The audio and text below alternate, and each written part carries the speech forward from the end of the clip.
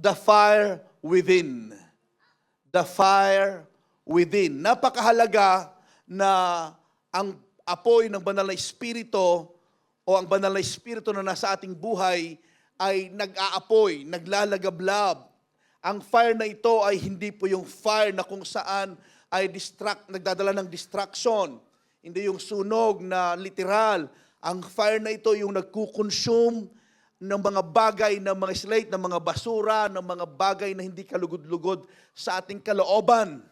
Kaya nga sabi po dito ni Jeremiah, the weeping prophet, sabi niya, but if I say, I will not mention His word or speak anymore in His name. Tingnan nyo, sa Isaiah, nagplano, nag-isip na rin siya na hindi na ako magsasalita patungkol sa Diyos. Ayaw ko na. Si Jeremiah, ayaw ko na, pero because of the fire, because of the unction, because of the inspiration, because of the Holy Spirit that lives within him, sabi niya, His word is in my heart like a fire. Ang salita daw ng Diyos sa kanyang puso ay kagaya ng apoy. Amen? And a fire shut up in my bones. I am weary of holding in it. Sabi niya, indeed, I cannot.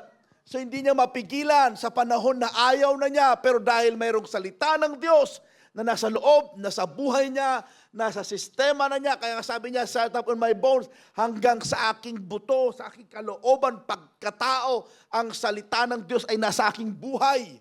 At ang salitang ito ay nag-aapoy. Sa panahon na ayaw ko nang bigkasin, hindi ko mapigilan. Yan ang kailangan ng church o kailangan ng bawat isa sa atin ngayon. Amen po ba? Sabi niya, have you ever experienced a lifeless or a boring Christian life? Marami mga Kristiyano, they said God is good all the time God is good. The goodness of God will lead us. Lahat ng mga kabutihan ng Diyos nararanasan, pero tignan mo ang buhay, parang boring. Walang kabuhay-buhay. Kailangan natin ng fire. Pagkasabi fire.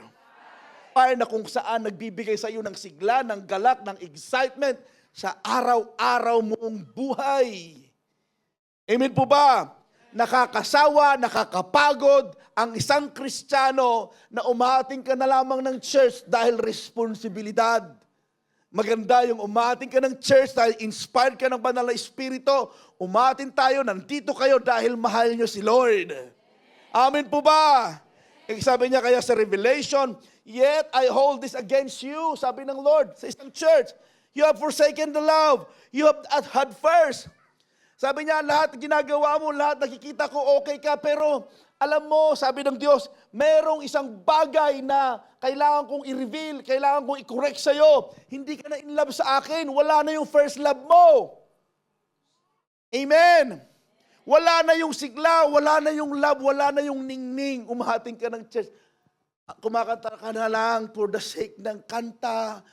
Kumbaga, aatin ka na lang ng church for the sake dahil may usher tayo or worship team tayo. Magbabasa ka na lang ng Biblia dahil magtuturo ka. Magpiprepare ka ng sarili mo dahil alam mo may ministry ka. Hindi yan ang gusto ng Diyos. Ang gusto ng Diyos, ikaw, hindi yung ginagawa mo. Hindi lang yung ginagawa mo, I should say. Alam ko mahal yung ating mga ginagawa, yung pagkatao mo, yung ikaw, kumusta ka? Tingnan mo sa mata yung katabi mo, kumusta ka? Hello? Kumusta ang buhay-buhay? Kasi ang passion na ito, itong fire na ito, which is tinutukoy na passion, kapag hindi natin inalagaan, mapapalitan ng ibang passion yan. Unang-una, passionate ka kay Lord. Mamaya iba ka na, passionate ka na sa sports, passionate ka na sa isang bagay, sa pamimili, kung saan. Iba na kung hindi mo babantayan. Kaya napakahalaga-alagaan natin yung fire natin sa Lord. Amen po ba? Revelation 3:16. So because you are lukewarm, dahil ikay maaligamgam, sabi niya, hot or cold, I am about to spit you out of my mouth. Alam niyo ba, nabubuhay ang mga virus or mikrobyo sa lukewarm. Doon sila nagiging active. So yung bang ganyan, ang Kristiyano minsan kapag lukewarm, maraming mga spiritual virus na nasasagap. Amen? Pag lukewarm ka, yung bang sala sa init, sala sa lamig. Hallelujah ka dito, sa praise the Lord ka dito, sa loob ng church bukas, iba na, aliwaya na kapag sa Panggalatot. Sa aliwaya, iba na ito pag sa Pangasinense. Ano? Sabi niya, so because you are lukewarm, sabi niya, idudura ko kayo. Ibig sabihin, pag i-spit out, wala nang magiging kapangyarihan ang salita. Kasi ang lumalabas sa bibig ng Diyos ay salita ng Diyos. Pag sinabing spit out, yung salita ng Diyos sa buhay mo, wala nang talab.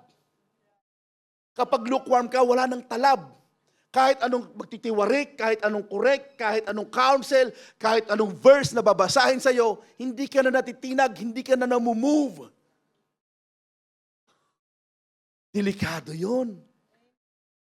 I pray na ngayong araw na ito, kapag naririnig natin ang salita ng Lord, tinatamaan ka pa rin, namumove ka pa rin, nagkakaroon ka pa rin ng puso na kung saan basag, durog, na handang magpaturo at maturuin na puso. Mahirap na kung bawat salita na nababasa mo, mayroong justification naman na itinatapat ka. Mahirap tayong mag-grow. Ang pag-grow sa relasyon sa Panginoon ay intentional. Sasadyain mo. Gusto mong mag-grow sa relationship sa mag-asawa, relationship sa Panginoon, kailangan intentional mong gagawin ito. Hindi lamang para may time. Dumating sa punto na ito ang prayer ni David. Sabi niya sa 51:12 ng Psalm, sabi, restore to me the joy of my salvation. Restore to me the joy of my salvation and uphold me by your generous spirit. Kasi at that time, si David, nung nagkamali siya, nagkasala siya, wala na yung galak ng pagsamba, wala na yung sigla ng paglilingkod, wala na, ligtas siya, yes, pero hindi na siya masaya. Ang isang tao na hindi na masaya, darating yung time, hindi ka na rin masaya sa mga gawaing kagaya nito. Pag hindi ka na masaya, hindi ka na excited sa spiritual na bagay, darating yung time, hindi ka na rin excited sa life group, hindi ka rin excited na magbasa, wala na. Kaya sabihin mo sa katabi mo ulit, masaya ka ba talaga? Amen? Joy of salvation. Okay? Kaya sabi niya, and uphold me, kaya alam ni David din, na pwedeng mawala yung kagalakan ng pagiging Kristiyano. Kasi maraming mga Kristiyano, pag kakausapin mo hanggang ngayon, kumusta ka sister, kumusta ka brother, parang parang every araw-araw ay mahal na araw. Okay? Parang Biyernes Santo lagi. Amen?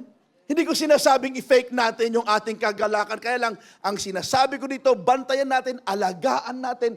Lord, check mo nga yung puso ko. Masaya pa ba ako sa aking kaligtasan?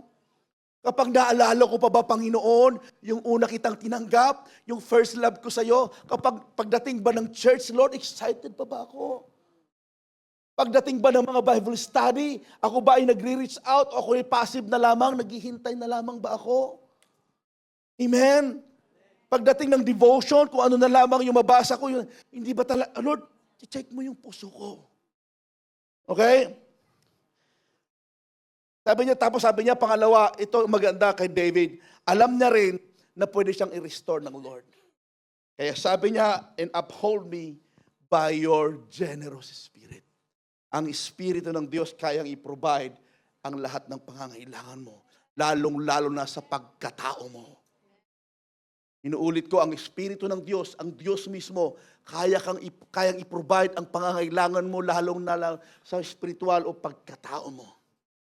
Wag natin gagawin na ang ating identity ay yung mga bagay-bagay sa mundong ibabaw.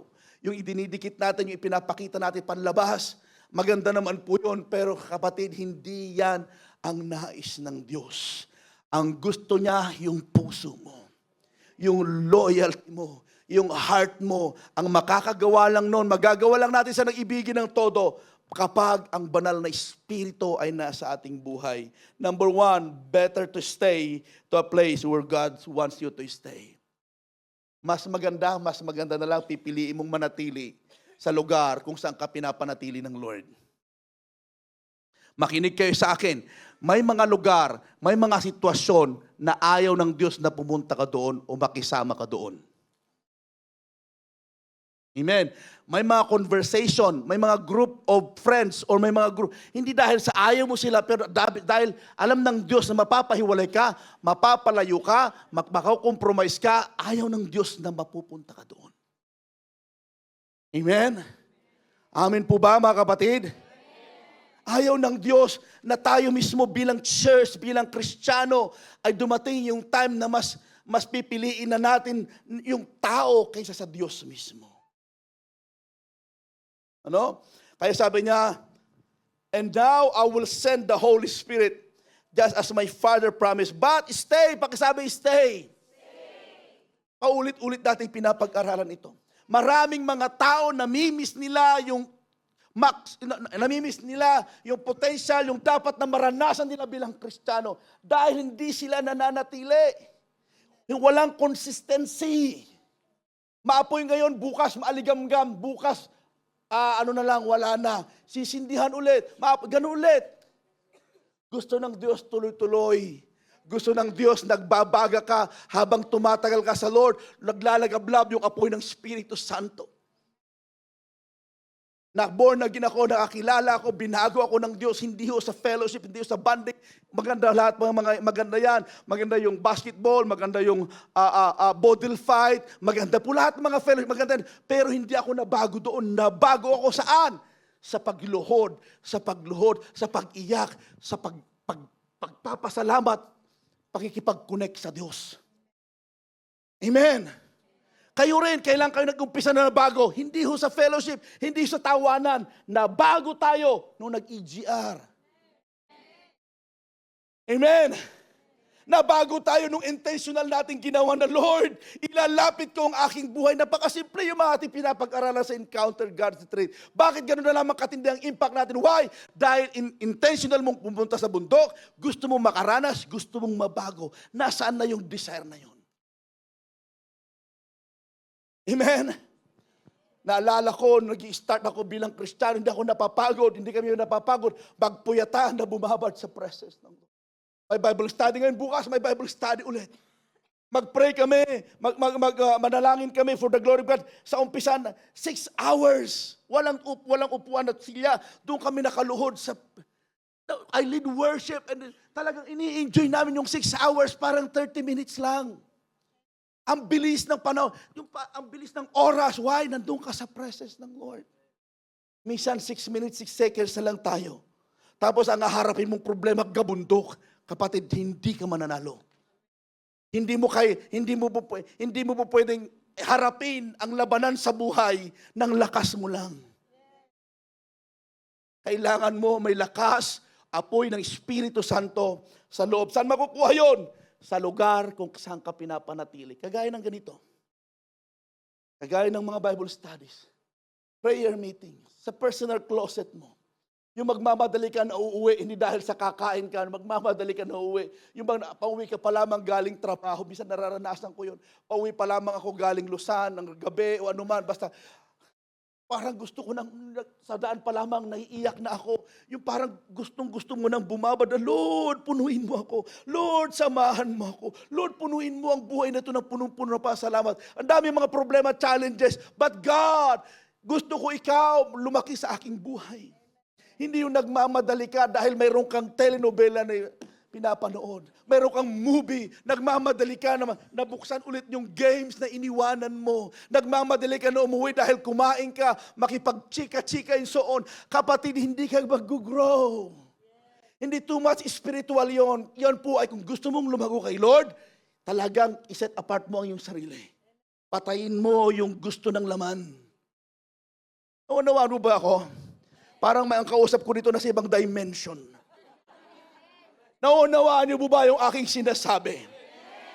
Saan ka na panghihinaan ng loob? Hindi man sa kasalanan kagad-agad eh. Minsan na panghihinaan ka, nandadry ka spiritually dahil wala ka ng oras sa Kanya. Si David, nag-fall siya, hindi dahil hindi siya pumunta sa labanan, dahil iba na ang prioridad na. Hello? Kaya ka minsan, wala na yung, kumbaga sa itak, wala na yung talim mo.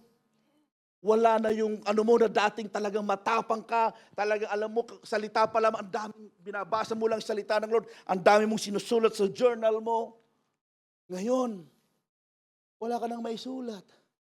Wala ka na ring babasa.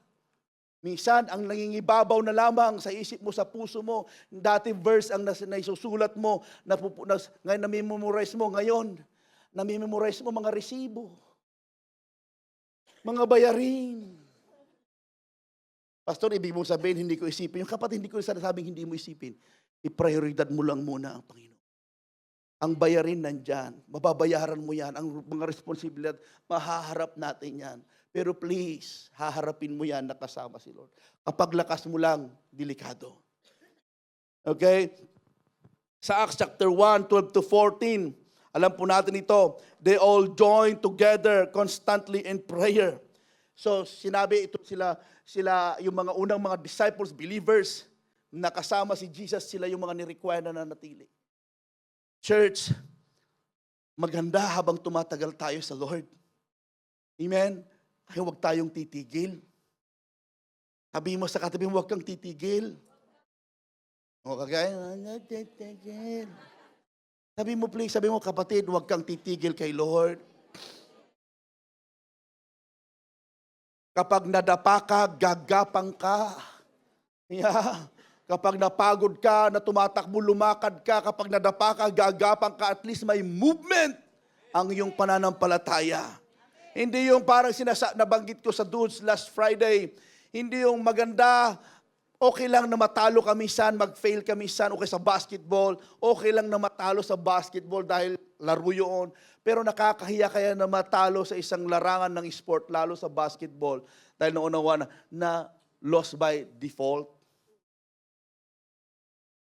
Yung bang hindi mo ka man lang nakahawak ng bola, talo na kayo.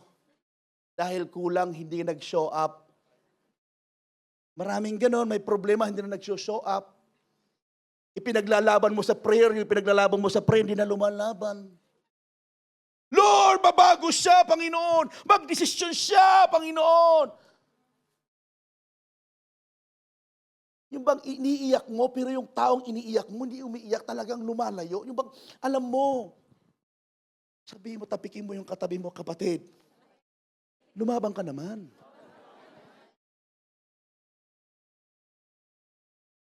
Inilalaban tayo ng Diyos. Ipinagpipray natin ang bawat isa. Pero alam mo, may bahagi ka kung mayroon mang unang makakatulong, o siyempre ang Diyos at ikaw din. Lord, tulungan mo ako, Panginoon, pagpalain mo ako, O God, gawin mo yung bahagi mo. Better is one day in your court, sabi ni David. Tingnan niyo si David, Lord, mas mahalaga ang manatili sa presence mo. Mas mahalaga na manatili kung nandun ka kaysa kung saan-saan. Maraming mga tao, minsan tayo mag-ingat tayo, minsan dry ka na espiritual, empty ka na espiritual, pero minsan pumupunta ka pa sa lugar na nakaka-drain talaga. Dry ka na, empty ka na, kunting ano lang, magbabackslide ka na, alam mong wala na yung dating mabait na ikaw. Paano malalaman, pastor, kapag dry ka na, kapag maingay ka na at mareklamo? Pag mareklamo ka na, dati hindi ka naman nagreklamo. Pag mareklamo ka na, that's the sign. Parang yung gate ng yung employer, maingay na, masakit na, tas tainga. Yung nagtatrabaho ka, ang ginagawa mo sa trabaho, sa kingdom ng Lord, sa ministry, pero reklamo ka na ng reklamo. Nako kapatid, baka bawas anointing yan. Kulang na sa oil ng Espiritu Santo yan. Ang isang sasakyan, kapag kulang na sa oil, iba na ang tunog ng makina, kakatok na. Mausok na. Iba na ang lumalabas sa bibig. Hello? Ikaw mismo, huwag mo na ituro yung iba. Ituro mo na sarili mo. Mapapansin mo naman eh. Diba nung bagong EGR ka, Lord, hallelujah! Lord, kahit kunin mo na ako ngayon, Panginoon, okay lang. Ngayon, Lord, kunin mo na sila. Wala na. Hindi ka napansin. Okay lang, sister, no. Ngayon, Tumatagal ka na. Bakit kaya ganon? I pray, alagaan po natin ito. Manatili ka sa lugar kung saan ka pinapanatili. Pag sinabi ng Lord, stay here. Pag sinabi ng Lord, stay sa preaching na yan, stay sa word na yan, stay ka sa family na yan, mag-stay ka sa relationship na yan kay Lord, mag-stay ka sa relationship na yung mag-asawa, ilaban mo yan, mag-stay ka. There's a blessing sa obedience. Amen. Number 2, may nauubo na. Unity matters in times of waiting upon Him to move in our lives. Napakahalaga na sa panahon natin ngayon, habang tayo naghihintay, kagaya ng mga disciples, for the first time, iiwanan sila. Sabi ko nga, nag-uusap kami ni Pastora, sabi ko, Lord, ang galing ng pagginawa mo. Ang mga disciples, sinama mo sila kung saan-saan, nandito ka ng 3.5 years. Talagang ibinigay mo lahat ng the best mo na pa-i-disciple sila. Pinakita mo kung paano mag-minister and so on. Hanggang sa pinako ka sa cross. Nung nag-backslide ang mga disciples, binalikan mo sila kasi alam mo na ang mga disciples na ito, hindi nila kaya kapag wala ka at walang banal na espiritu. Kaya ang bilin niya, manatili ka sa Jerusalem bago kayo gumawa ng ministry, bago ka magdesisyon, bago ka mag-asawa, i-consider mo ang Diyos. Amen. Kaya sabi niya, napakahalaga yung paghihintay. Makinig kayo sa akin. Sino dito? Yung marami kayo na isang batch kayo na EGR. Pero ilan na kayo natitira? 30 kayo, 15 kayo, 20 kayo. Malala mo ba yung mga kasama mo sa Encounter God's Retreat? Nasaan na yung iba? Bakit sila nawala? Baka may bahagi tayo.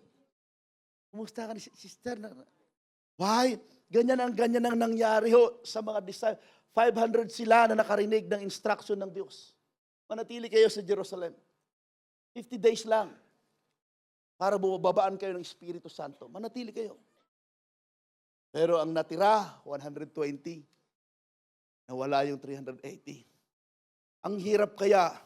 May tinding challenge kaya, yung alam mong pare-pareho. Halimbawa itong dudes na ito, pare-pareho silang on fire. Hallelujah, Panginoon. Umiiyak si Hannah, umiiyak si Shaina. Hallelujah. Tapos maya-maya, sabi ni Hannah, iwanan na kita, Shaina. Alis na ako sa church. Nakakaano kaya yun? Yung bang, halimbawa lang, yung bang unting-unting nawawala kayo, tapos, kasi kaya ng damdamin yun. Kaya sabihin mo sa katabi mo, kapatid, nakakasakit ka pag uma-absent ka.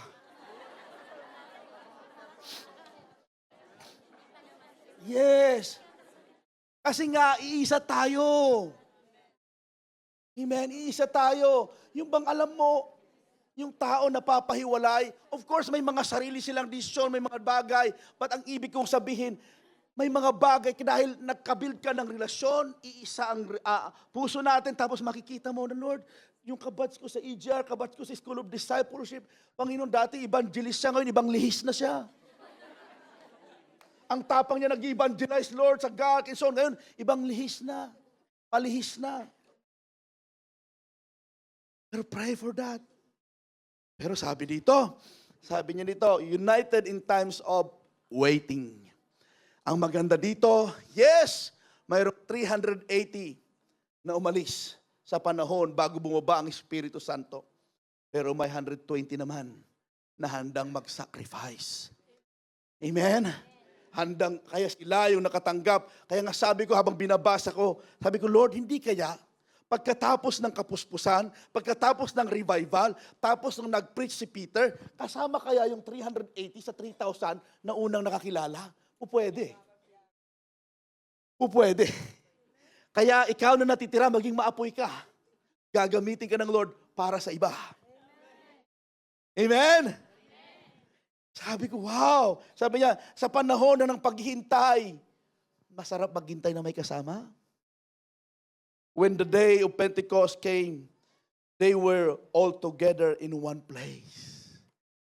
Take note, yung place yan, marahil church. In one church. and one life group, and one family. Amen? Nung nililigawan mo si Mrs., hinihintay mo na ilang taon. Nasa college pa kayo, nasa high school pa kayo, naghintay ka. Ngayon kayo na may pagsubok. Kaya sa panahon ng paghihintay, dapat nakikiisa ka. Amen? Tapikin mo yung balikat ng katabi mo, kapatid. Walang hiwalayan ito.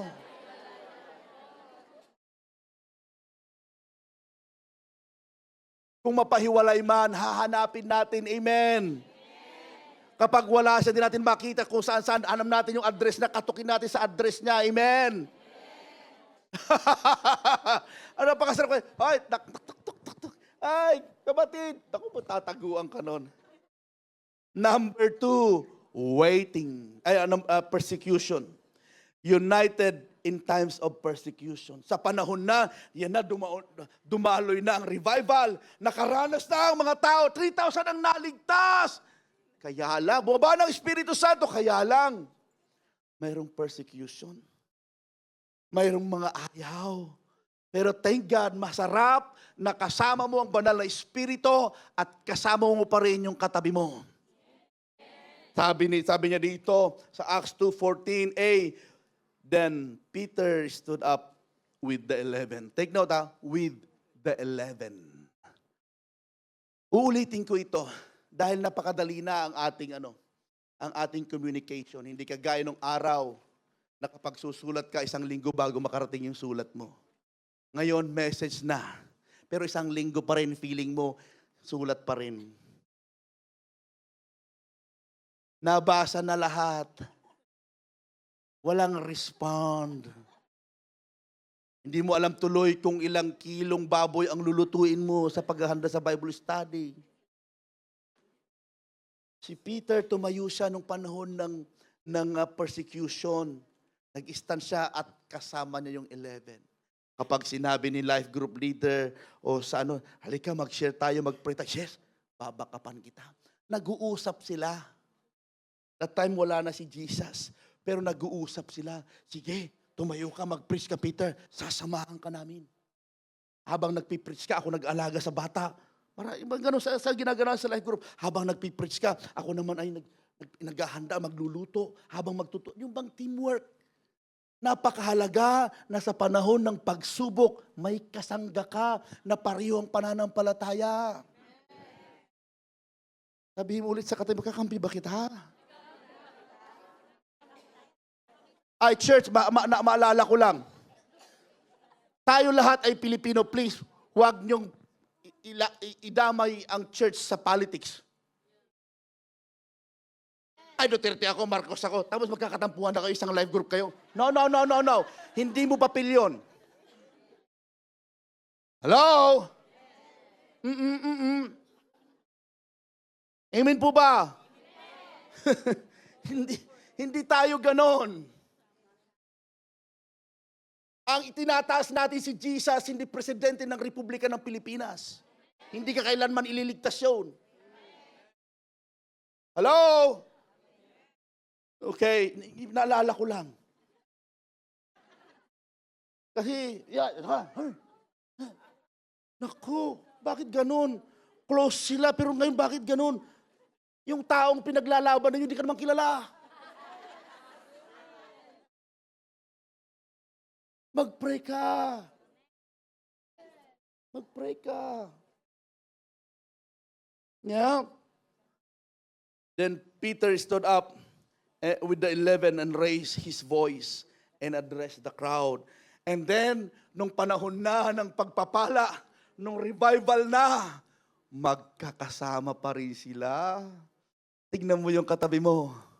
Noong unang salta mo dito sa Switzerland, pareho kayong walang papel.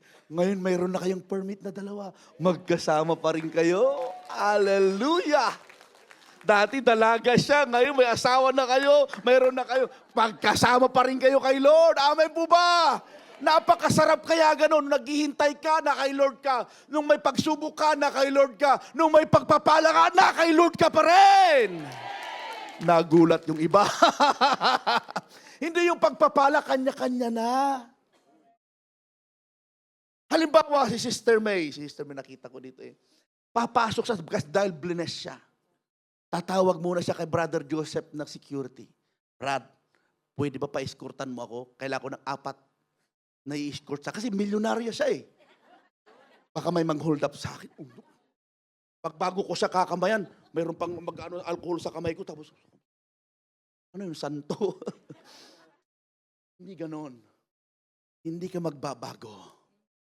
Amen. Sa panahon na may pangangailangan, naghihintay, sa panahon na may persecution, sa panahon ng pagpapal. Tignan natin dito. Acts chapter 2:42. Sabi niya, they devoted themselves to the apostles' teaching. Nanatili pa rin sila sa salita ng Diyos. To fellowship, to breaking bread, and to prayer. Everyone was filled with awe. And at the many wonders and signs performed by the apostles, all the believers' possession. Sabi niya, all the believers were together and had everything in common. Nakakatuwa yun, ano? Pare-pareho sila pinagpala. Tapos ito ba sa maganda, sabi in common, they sold property in possession to give to anyone who had need. Naku. Yung mga may sakit, presyohan nyo na. Bakit ganun na lamang katindi? Kasi yung mga material na bagay, hindi na yun ang prioridad nila.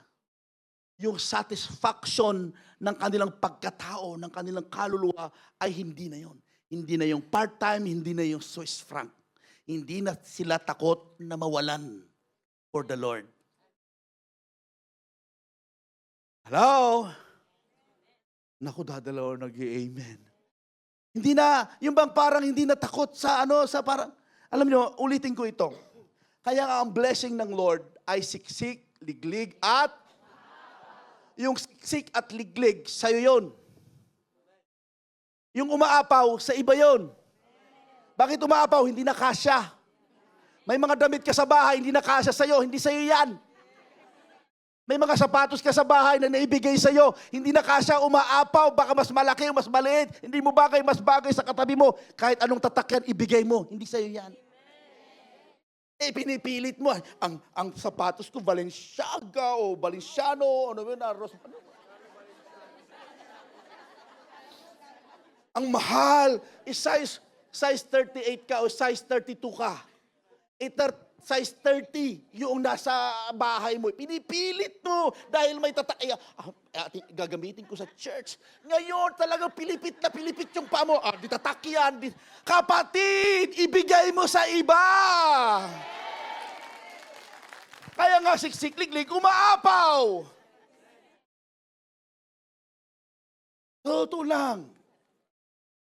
Pastor naman, kailan mo isusuot yan? Pinilit mo yung damit, talagang ang ganda.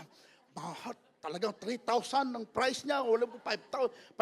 Talagang isinuot mo, may tatak.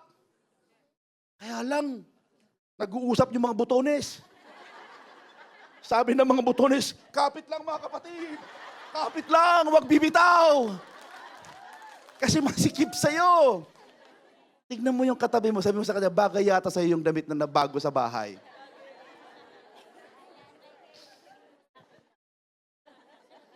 Kasi nga, siksik, liglig, umaapaw, kinukuha mo pa rin yung apaw eh. Hello? Amen po ba? Narinig niyo ba ang Panginoon? Sabi niya, they sold property and possession to give to anyone who had need. Every day, they continued to meet together. Araw-araw na nagmi-meet sila. Sabi ko, Lord, ang tindi, no? Araw-araw. Tindi, no? Every Sunday lang tayo nga minsan nagmi-meet eh. Together in the temple courts, they broke bread in their homes, together with glad and sincere, praising God and enjoying the favor of all the people. Ini-enjoy nila. Nakakatuwa kaya? Kapag nakikita mo, nag-grow, sabay-sabay kayo na lumalago. Kapag nag-grow yung kapatid mo, huwag mong ihilain. I-push mo siya, praise God, kapatid, ginagamit ka na. Nakasabihin mo na yung, walang hilaan, tama na yung crab mentality. Hindi sa Diyos yun. Yan, bago-bago lamang siya. Ganito kasi minsan sa takbuhin ng bilang Kristiyano, depende kung anong daladala mo. Kaya ka nauunahan ng iba sa commitment and sa maturity dahil yung iba, lahat isinuko nila. Ikaw, sa takbuhin na tinatakbo mo, naka-full battle gear ka eh. May Armalite ka, may backpack ka, i-track and field ang labanan eh.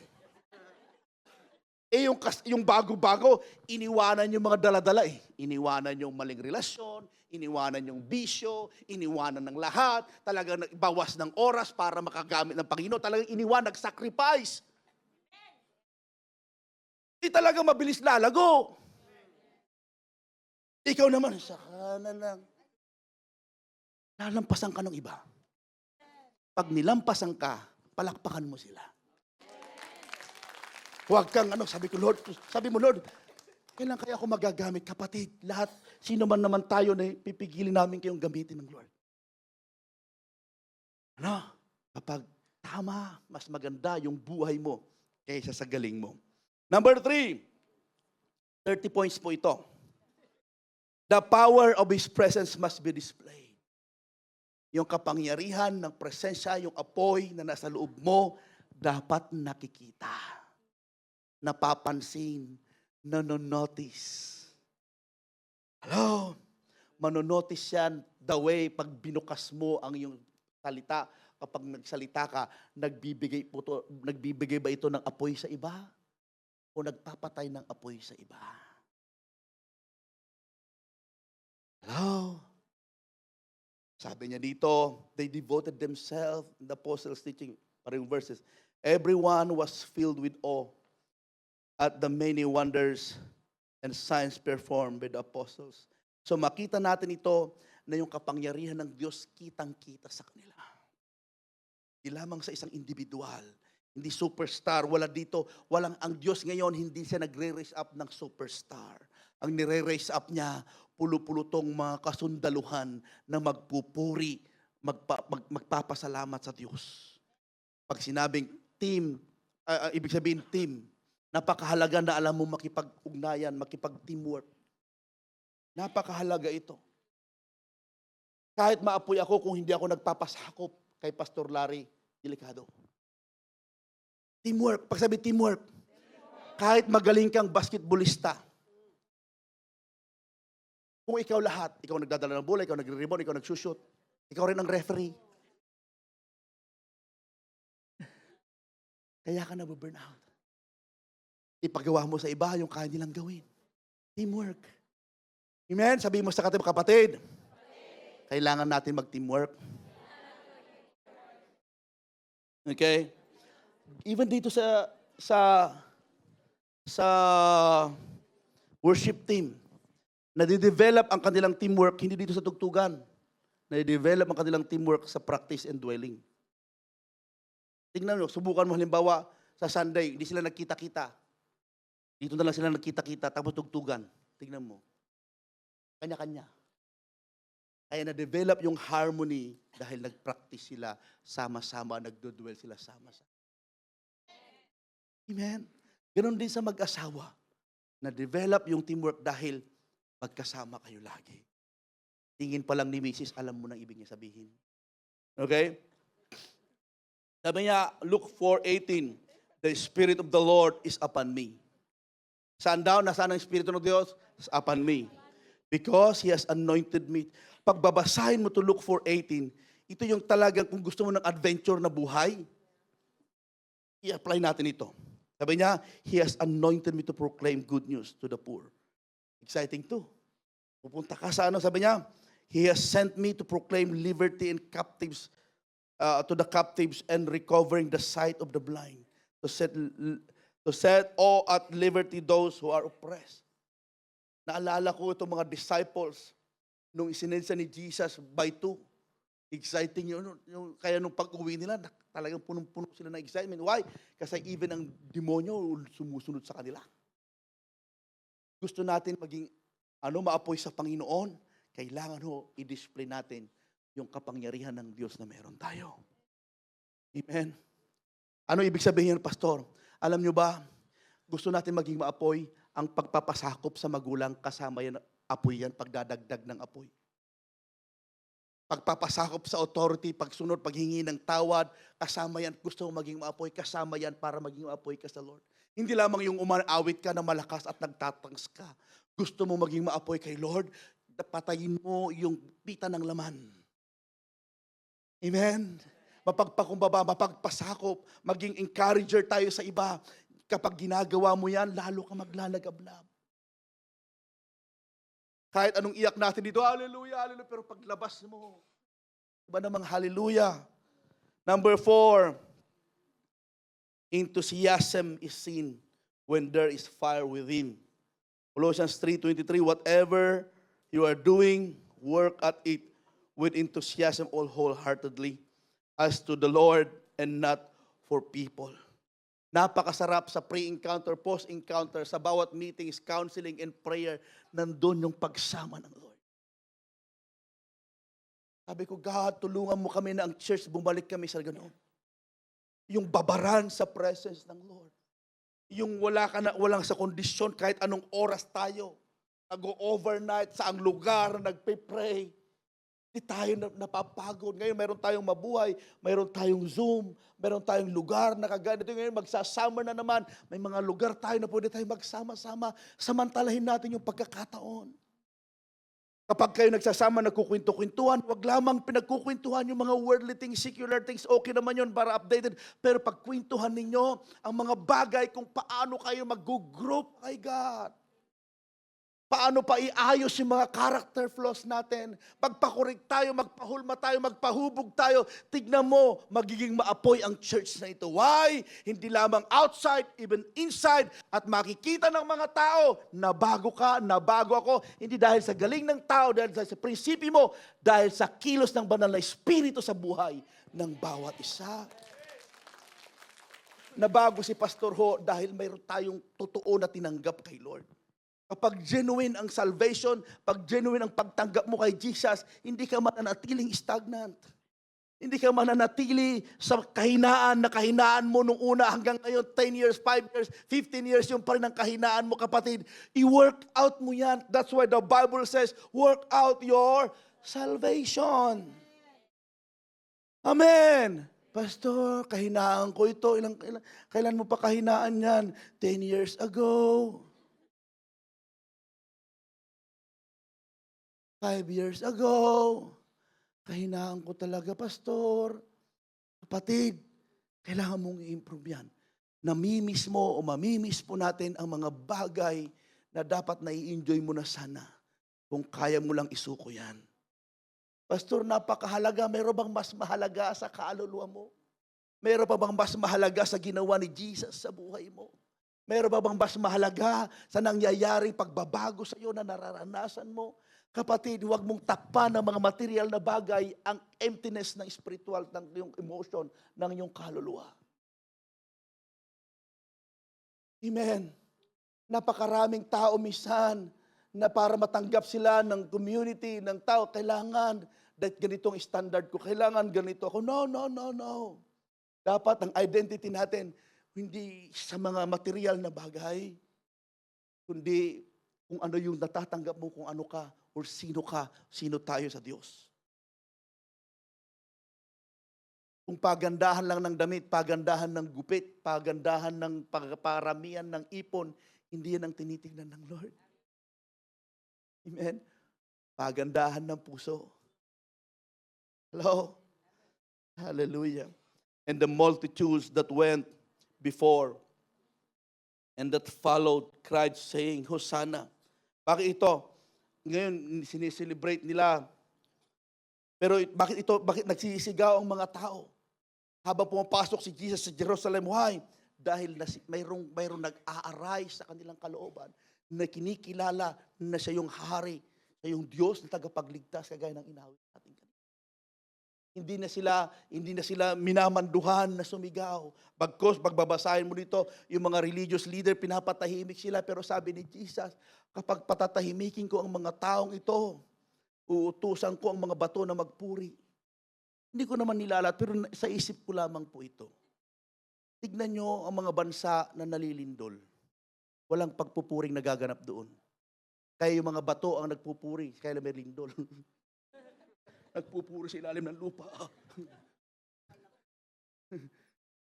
Sabi ko, tingnan mo, pero pag tayo nagpupuri sa Panginoon, ibigay natin yung para sa Diyos. Pag nandito ka, okay lang na pumalakpak, okay lang na sumigaw, magtaas ng kamay, it's okay. Maunawaan ka namin. Ang hindi ko lang maunawaan, ang ingay-ingay mo sa TikTok, pero pagdating dito,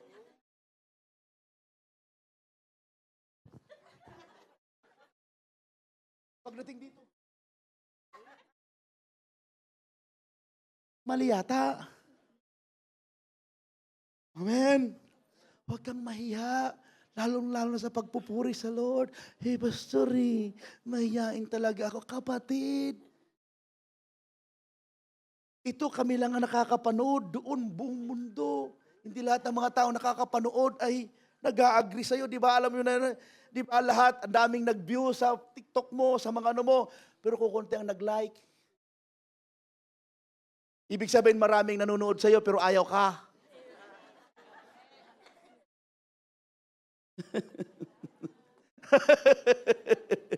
Amen. Pero si Lord, gustong-gusto ka. Amen. Tumayo po tayo lahat. Oh, hallelujah. Pwede ba tayong umawit ng pagsamba? Huwag nating pipigilin. Huwag muna kayo mag-focus sa mga nasa tabi ninyo. Just allow God na siya lamang ang may tataas. Ano mang problema po ninyo, challenges and testing, just set aside muna. Na Lord, gusto kitang sambahin. Gusto kitang purihin. Awitan kita. Hindi man maganda yung kagandahan yung boses ko, but I want to sing. Amen. Handa po ba kayo? Hallelujah. Walang manunood. Hindi po ito isang concert. Kasi kapag nanonood ka, napapalingon kang ganyan. Uy, umiyak tong katabi ko. Uy, umiyak yun. Uy, may umiyak sa likod. Lahat ng ingay, napapalingon ka. Kapatid, nakakaranas yung iba, ikaw hindi. Hallelujah. Father, in the name of Jesus, help us, Lord, to fan the flame once again na nasa puso namin. Alam namin, Lord, nandito ka na sa aming kalagitnaan, sa buhay namin. Pero tulungan mo kami, God, na hindi maging lukewarm. Gusto namin manatili, Panginoon, sa iyo at tatagal, maging consistent kami. Gusto namin, Lord God, na makiisa kami, Lord God, sa panahon man ng paghihintay, pagsubok at pagpapala. Lord, gusto namin, Lord, ang kapangyarihan mo ay ma-notice. Lord God, to make a major spiritual impact sa community, sa family na meron kami. Ma-display, Lord. At nais din namin, Lord, yung sigasig, yung sigla namin, yung passion namin, Panginoon, ay makita rin, O God. At gagawin namin ang mga bagay-bagay ng buong puso. Hindi na kami inuutusan, Lord. Dahil kusa na ang nagfo-flow sa amin, dahil lifestyle namin ang magpasalamat at magpuri sa iyo.